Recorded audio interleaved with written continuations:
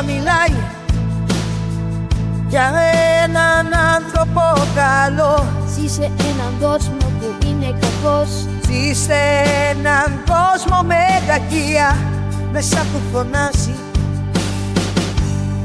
Είναι μεγάλη αδικία. Ο τρελός του χωριού μόνος του περπατάει. Ο κόσμος βλέπει πως πονάει. Ο τρελός του χωριού μόνος του να μιλάει και εις βάρος του τρελού ο κόσμος να γελάει.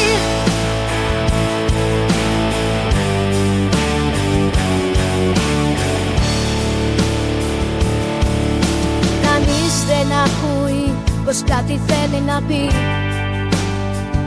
Η σιωπή του ματηράει και λέει γιατί ο κόσμος με έχει σαν ένα κομμάτι χαρτί.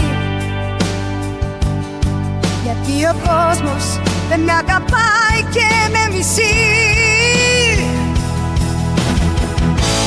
Καλέ μου φίλε, φίλε, καλέ μου τι ζητάς.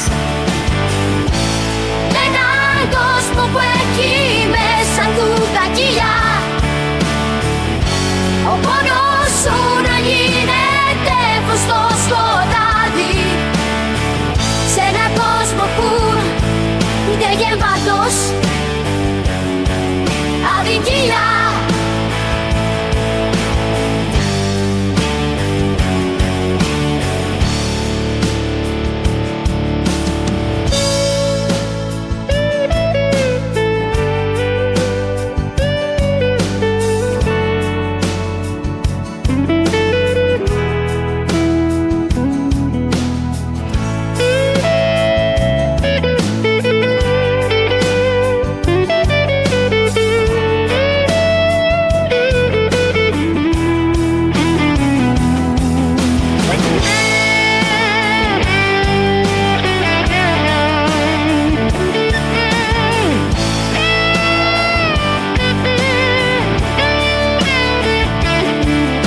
Στα μάτια του φαίνονται οι φλόγες, οι φλόγες του θυμού στο κεφάλι του.